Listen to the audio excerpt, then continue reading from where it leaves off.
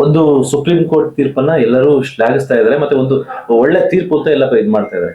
But ಈಗ bail cancel ಆಗ್ಲಿಕ್ಕೆ ಈಗ ಸುಪ್ರೀಂ ಕೋರ್ಟ್ ಯಾವೆಲ್ಲ ಇದನ್ನ ಪಾಯಿಂಟ್ಸ್ ನ ಪರಿಗಣನೆ ಮಾಡಿರ್ಬೋದು? ಓಕೆ, ಅಂದ್ರೆ ಎಲ್ರೂ ಕೂಡ ಈ ಆದೇಶವನ್ನ ಪ್ರೀತಿಸಿದ್ದಾರೆ, ಗೌರವಿಸಿದ್ದಾರೆ, ಗೌರವಿಸಲೇಬೇಕು. ನಮ್ಗಿಲ್ಲ ಬೇರೆ ವಿಧಿ ಇಲ್ಲ, ಗೌರವಿಸಲೇಬೇಕು. ಯಾರು ಕೂಡ ಇಲ್ಲ ಸೋಷಿಯಲ್ ಮೀಡಿಯಾದಲ್ಲಿ ಅದು ಇದು ಮಾಡ್ತಾರಲ್ಲ, ಸುಪ್ರೀಂ ಕೋರ್ಟ್ ಬಗ್ಗೆ ಏನು ಹಾಕಂಗಿಲ್ಲ. ಅವ್ರಿಗೆ ಮಾಹಿತಿ ಕೊಡ್ತಾ ಇದೀನಿ, ತಪ್ಪು ಮಾಡ್ಬೇಡ್ರಪ್ಪ ಅಂತ ಆಮೇಲೆ ವಿಚಾರ. ಅದಕ್ಕೆ ಮತ್ತೆ ಓಪನ್ ಆಗಿ ನಾನು ಬಂದಿರುವಂತದ್ದು ನಮ್ಮ ರಮ್ಯಾ ಮೇಡಮ್, ನಟಿ ಇರ್ಬೋದು, ಅಥವಾ ನಟಿ ಅನ್ನೋದಕ್ಕಿಂತ ಒಬ್ರು ex-MP, ಅವ್ರಿಗೆ ನಾನು ಅತಿ ಗೌರವದಿಂದ ಹೇಳ್ತೀನಿ. ಅವರು ಮುಂದೆ ಬಂದಿರುವಂತದ್ದು, ಅವರು ಆ ಎಲ್ಲಾ ಆದೇಶಗಳನ್ನು ಕೂಡ ಗೌರವಿಸ್ತಾ ಇರೋದು, ಪ್ರೀತಿಸ್ತಾ ಇರೋದು, ಅದ್ರ ಬಗ್ಗೆ ಕರೆಕ್ಟ್ ಆಗಿದೆ ಅಂತ ನಿರ್ಧಾರ ಮಾಡ್ತಾರಲ್ಲ, ಆ ರೀತಿಯಾದ ಸೋಷಿಯಲ್ ಮೀಡಿಯಾಗಳಲ್ಲಿ ನಾವು ಕೂಡ ನಮ್ಮ ಒಪಿನಿಯನ್ಗಳನ್ನ ಕೊಡಬೇಕು, ಇದನ್ನ ಹೇಳ್ಬೇಕು ಅನ್ನೋದು ನನ್ನ ಎಲ್ರಿಗೂ ಕೂಡ ಒಂದು ರಿಕ್ವೆಸ್ಟ್. ಯಾಕಂದ್ರೆ ಎಲ್ಲ ಮನೇಲೇ ಕುಂತ್ಕೊಂಡು ಅದ್ ಸರಿ ಇಲ್ಲ, ಇದ್ ಸರಿ ಇಲ್ಲ, ಅದ್ ತಪ್ಪು ಇದ್ ತಪ್ಪು ಅಂತ ನಾವು ಅಲ್ಲೇ ಮಾತಾಡೋದಕ್ಕಿಂತ ಸಮಾಜದಲ್ಲಿ ನಮ್ಮ ಒಪಿನಿಯನ್ಸ್ಗಳನ್ನ ಹೇಳ್ಬೇಕಾಗತ್ತೆ. ಸರ್, ಏನ್ ತಪ್ಪಿಲ್ಲ, ಏನು ಭಯ ಇಲ್ಲ, ಏನ್ ಭಯ ಪಡ್ಬೇಕು, ಏನಾಗ್ಬೋದು, ಏನು ಆಗಲ್ಲ, ಏನು ಹೆದರ್ಕೊಡುವಂಥದ್ದು ಇರಂಗಿಲ್ಲ. ಸೊ ಎಲ್ಲಿವರೆಗೂ ನಾವು ತಪ್ಪು ಮಾಡಲ್ವೋ, ನಾವು ಸ್ಟ್ರಾಂಗ್ ಆಗಿದೀವೋ, ನಾವು ಸರಿ ಇದೀವೋ, ಅಲ್ಲಿವರೆಗೂ ನಮ್ಗೆ ಏನು ಆಗಲ್ಲ. ಇದೊಂದು ಗ್ಯಾರಂಟಿ ಇರಲಿ. ಮೊದಲನೇದಾಗಿ ಈ ಆದೇಶ ಸರಿ ಇದೆ ಅಂತ ನೀವು ಯಾಕೆ ಹೇಳ್ತೀರಾ ಅಂತ ಸುಪ್ರೀಂ ಕೋರ್ಟ್ ಈ ಆದೇಶ ಮಾಡಕ್ ಕಾರಣ ಏನು ಅಂದ್ರೆ, ಸುಪ್ರೀಂ ಕೋರ್ಟ್ ಅಬ್ಸರ್ವ್ ಮಾಡಿರುವಂತದ್ದು ಸರ್, ಮೊದಲು ಈತ ಪ್ರಾಣ ಹೋಗಿರೋದ್ರಿಂದ ಹಿಡಿದು, ಅಂದ್ರೆ ರೇಣುಕಾ ಸ್ವಾಮಿ ಆ ಚಿತ್ರದುರ್ಗದಿಂದ ಬಂದಾಗಿಂದ ಹಿಡಿದು ದರ್ಶನ್ ಅವರು ಬೇಲ್ ಆಗೋವರೆಗೂ ಕೂಡ, ಮತ್ತೆ ಬೇಲ್ ಆದ ನಂತರ ಶೂಟಿಂಗ್ ಹೋಗಿರೋ ತನಕನೂ ಕೂಡ ಎಲ್ಲವನ್ನು ಸಂಪೂರ್ಣವಾಗಿ ಸೂಕ್ಷ್ಮವಾಗಿ ನೋಡಿದೆ. ಹೇಗೆ ನೀವು ಕ್ರಿಕೆಟ್ ಅಲ್ಲಿ ಥರ್ಡ್ ಅಂಪೈರ್ ನೋಡ್ತಾರಲ್ಲ, ರಿವೈಸ್ ಮಾಡಿ, ಸ್ಲೋ ಮೋಷನ್ ರಿವೈಸ್ ಮಾಡಿ, ಆ ರಿವೈಸ್ ಮಾಡೋ ಸ್ಲೋ ಆಗಿರ್ಬೋದು, ನಿರ್ಧಾರ ಟಕ್ಕಂತ ತಗೊಳತ್ತೆ.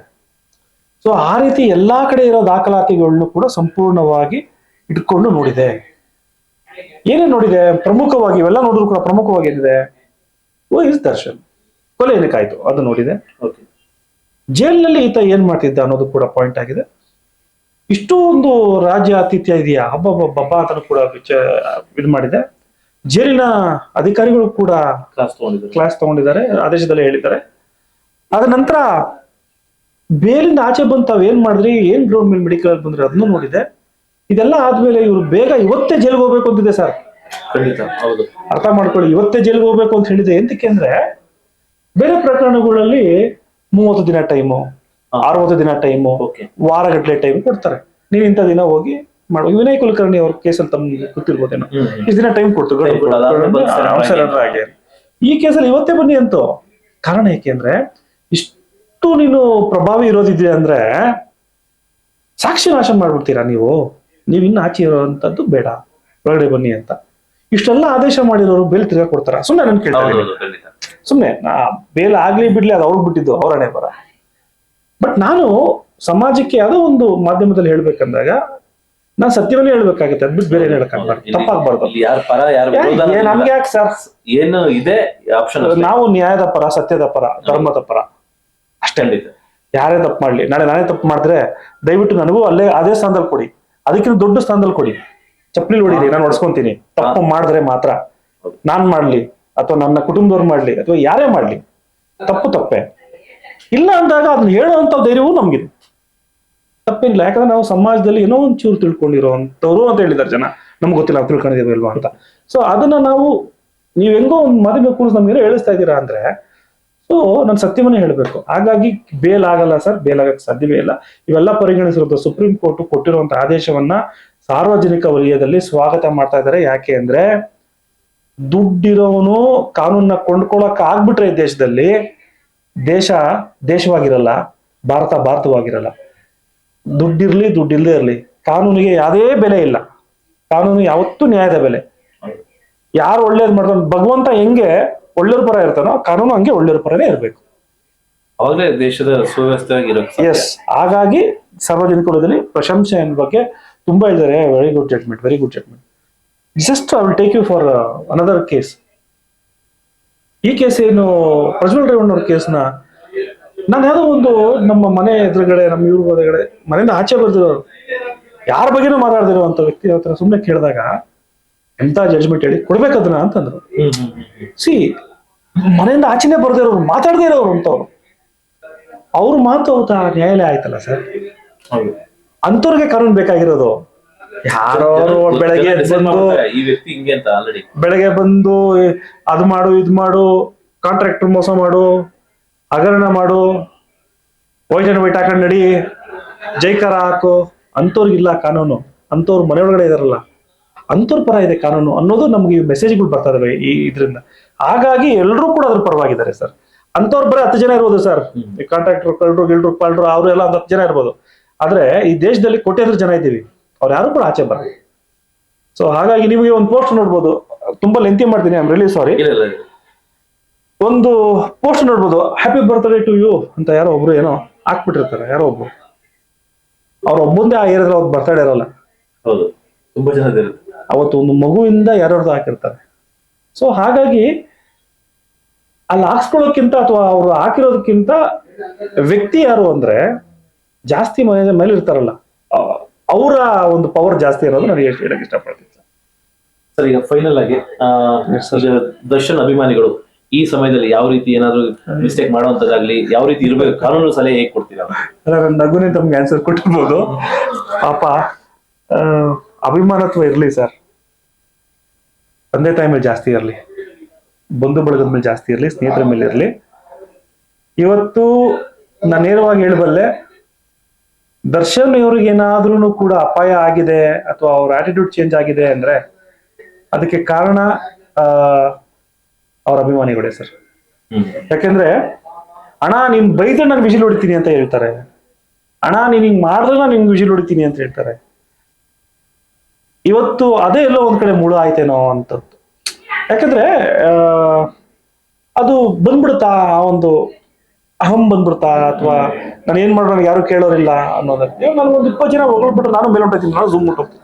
ಅಂತದ್ರಲ್ಲಿ ಮಹಾನ್ ವ್ಯಕ್ತಿ ಎಲ್ಲೇ ಹೋದ್ರು ಜನ ನಾನು ಇದೀನಿ, ಅಣ್ಣ ನೀನ್ ಬೈದ್ರೆ ಖುಷಿ ಕಣಣ ಅಂತ.